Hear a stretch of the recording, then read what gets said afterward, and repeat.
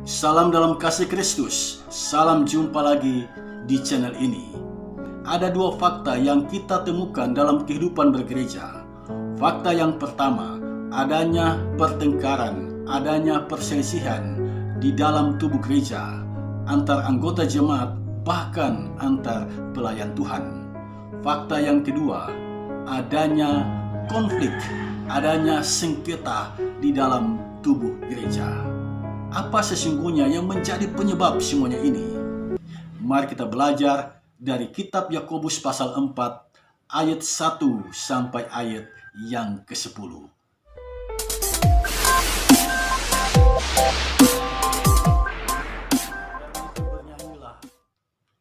Dari Yakobus pasal 4 ayat 1 sampai ayat yang ke-10.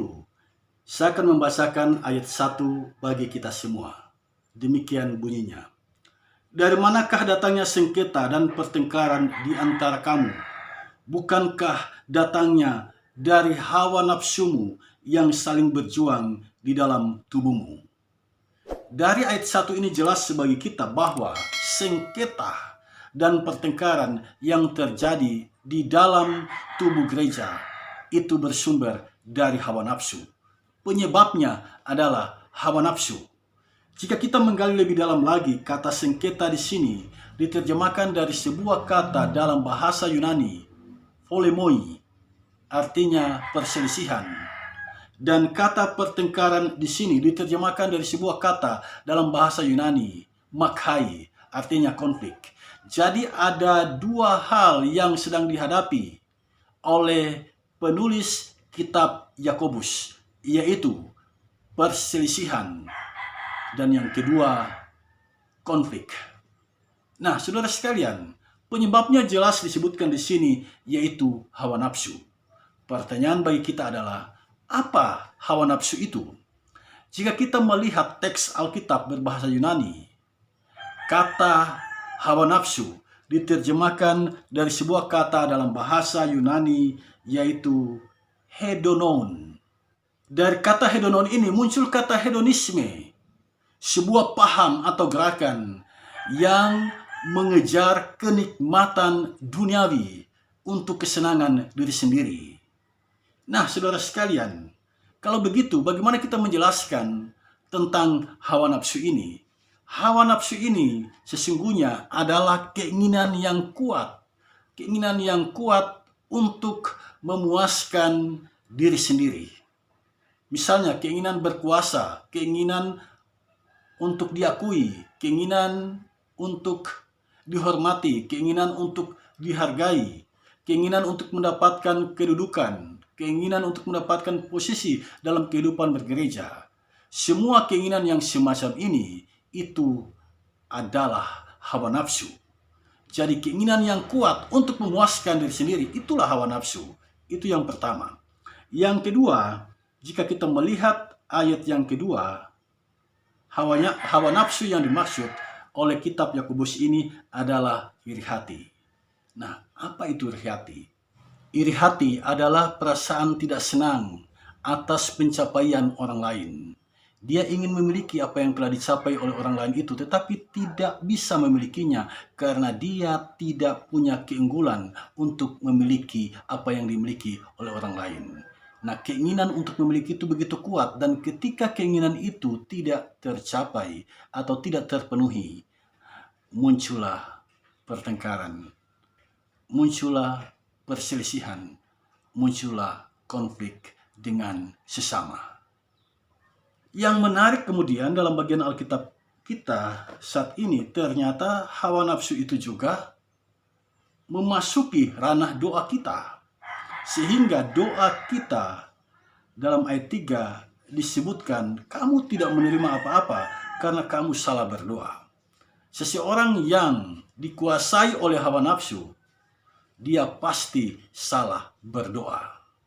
Doa orang yang dikuasai oleh hawa nafsu adalah doa yang dipenuhi dengan daftar keinginan hanya untuk kesenangan dirinya sendiri. Doanya menjadi ibarat daftar belanja yang panjang. Orang yang dikuasai oleh hawa nafsu, dia tidak bisa berdoa pendek. Doanya pasti panjang Karena dalam doanya itu terdapat daftar keinginan yang begitu panjang hanya untuk memuaskan dirinya sendiri atau komunitasnya sendiri. Tuhan tidak menghendaki kehidupan yang sedemikian itu. Tuhan tidak menghendaki kita punya keinginan yang kuat untuk memuliakan diri kita sendiri, untuk menyenangkan diri kita sendiri. Tuhan tidak menghendaki kita melihat keberhasilan orang lain, kesuksesan orang lain, lalu kita juga mengingini apa yang telah dicapai oleh orang lain, padahal kita tidak punya keunggulan di situ. Tuhan tidak suka cara hidup yang seperti itu. Tuhan juga tidak suka jika engkau berdoa kepada Tuhan dan doamu penuh dengan keinginan-keinginan untuk dirimu sendiri dan bukan seperti yang Tuhan inginkan bagimu. Orang yang dikuasai oleh hawa nafsu disebutkan oleh Yakobus dalam ayat yang keempat bacaan kita saat ini sebagai orang-orang yang tidak setia, orang-orang yang bersahabat dengan dunia, dan yang paling tegas disebutkan di sini musuh Allah. Orang yang dikuasai oleh hawa nafsu disebutkan di sini musuh Allah. Kitab Yakobus sesungguhnya memotivasi kita semua untuk berjuang mengalahkan hawa nafsu ini. Mengapa? Sebab dalam ayat 5 disebutkan di dalam diri kita ada roh Allah. Ada roh yang ditempatkan oleh Allah dan Allah mengingininya dengan cemburu. Itu yang pertama. Jadi karena dalam diri kita ada roh Allah, maka ketika kita berdoa, yang kita minta adalah apa yang Allah inginkan bagi kita, bukan apa yang kita inginkan. Yang kedua, mengapa kita berjuang untuk mengalahkan hawa nafsu? Karena ada yang lebih mahal dari itu, yaitu kasih karunia Allah yang disebutkan dalam ayat 6 bacaan kita. Dalam dirimu ada roh Allah dan engkau telah beroleh kasih karunia Allah. Jika demikian, bagaimanakah kita menjalani kehidupan ini? Apa yang Allah inginkan bagi kita untuk menjalani kehidupan ini? Saya mencatat 3 hal. Yang pertama, perhatikan ayat yang ke-6. Allah menentang orang yang congkak tetapi mengasihani orang yang rendah hati. Allah menentang orang yang congkak tetapi mengasihani orang yang rendah hati. Dari sini jelas yang Allah inginkan dari kita adalah menjalani kehidupan yang rendah hati. Orang yang rendah hati, dia selalu memuliakan orang lain, mendahulukan orang lain, menempatkan orang lain di posisi yang terhormat daripada dirinya sendiri. Itu yang pertama. Yang kedua, perhatikan ayat 7. Tunduklah kepada Allah dan lawanlah iblis. Menjalani kehidupan yang tunduk kepada Allah artinya kehidupan yang selalu menghormati Allah, selalu menghargai Allah, dan selalu berjuang melawan iblis. Dan yang menarik di sini dalam ayat 7 disebutkan, maka ia akan lari daripadamu. Iblis akan lari daripadamu. Orang yang menjalani kehidupan tunduk kepada Allah, dia punya kuasa yang besar untuk mengusir setan. Dan setan, iblis, tidak berani mendekati dirinya. Karena dalam dirinya ada roh Allah yang berkuasa.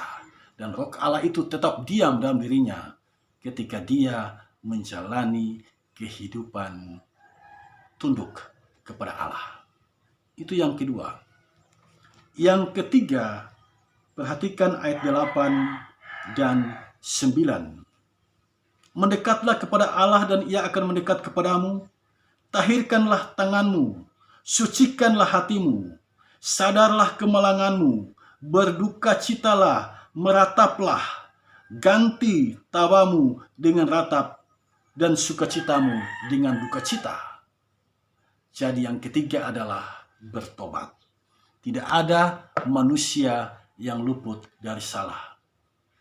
Tidak ada manusia yang luput dari kekilafan. Tidak ada manusia yang luput dari dosa. Dan Tuhan meminta agar kita bertobat, meninggalkan segala jalan yang salah, meninggalkan segala dosa dan kita kembali kepada Tuhan.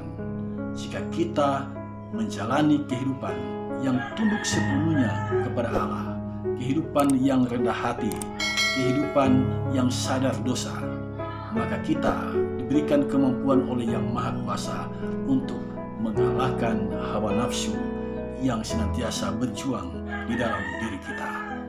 Terpujilah Kristus atas firman-Nya.